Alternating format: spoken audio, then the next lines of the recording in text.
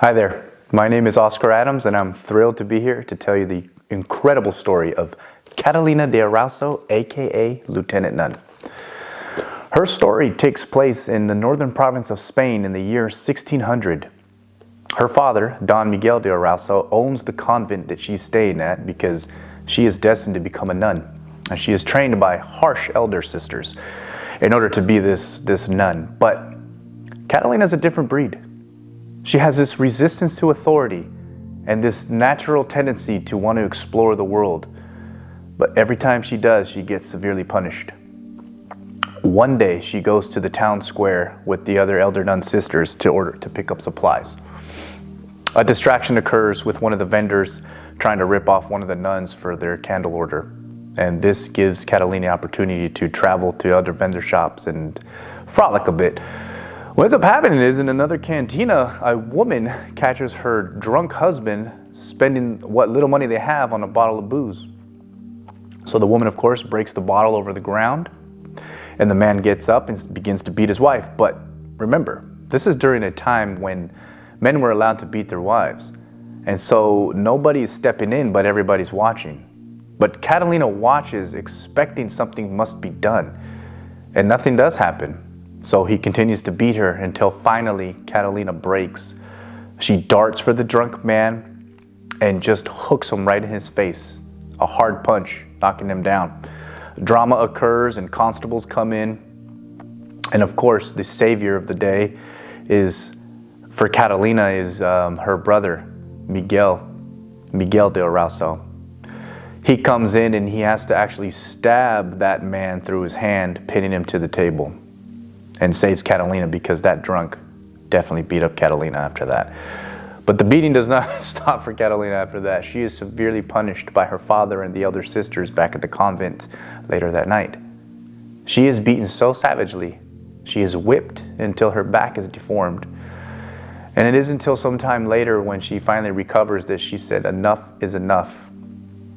Catalina wishes that she was her brother. She wishes that she was either born a man or at least able to live as free as one.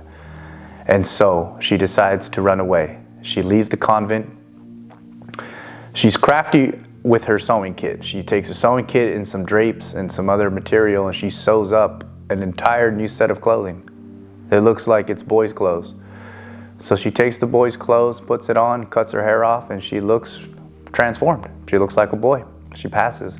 She goes to the next town. She's renamed herself Alonso Diaz. And she starts beginning work, a new life, from one master to the other. Until finally she decides to make her way to South America. And in South America, she finds some trouble. She's always attracting more tyrants and bullies everywhere she goes, and her raging temper has never gone away. She's constantly getting thrown in jail. She's constantly trying to defend her honor. But as options run low for Catalina, she decides that she's going to join the Spanish army and go fight in Chile against the Mapuche Indians. So now she goes and becomes an enlisted member of the Spanish fleet, fighting on the battlefield. And it turns out that one of the Mapuche chiefs on horseback steals the Spanish flag, but Catalina does not let him get away with it. She captures that man on horseback, kills him, takes the Spanish flag and brings it back onto home lines. This event made her famous. It garnered respect from her peers and her commanders, and she was therefore promoted as Lieutenant Diaz.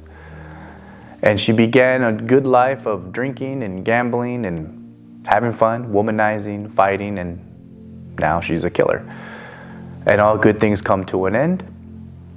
One day, somebody calls her a lying cuckold during a drinking, gambling feud, a card game, and this feud causes them to draw swords, and now they fight to the death. Catalina kills this man in front of everybody, and now she's on the run. So now that everybody knows that she killed a fellow lieutenant, she has to desert her post, and she has to flee.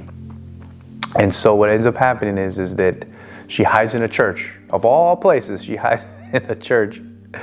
The one place that could protect her because the governor and his National Guard troops, so to speak, cannot enter the church. So months later of doing this, she's able to slip out because a fellow friend of hers enters the church secretly and asks her to be his dual in a second. That's to take place later that night. And she agrees to do it. And of course, one bad thing leads to another. The duel between two people became a duel between 2-on-2. And Catalina stabs her opponent and down he falls. And that man that she didn't know who she killed turned out to be Captain Miguel de Erauso, her beloved brother. Inspiration for her entire being. Now she's on the run again but this time she actually gets caught. And she is forced to confess. She confesses that she's a woman. She confesses that she murdered her brother and the other lieutenant. She confesses to all her crimes, and she is shipped back to Spain to face execution for all her transgressions.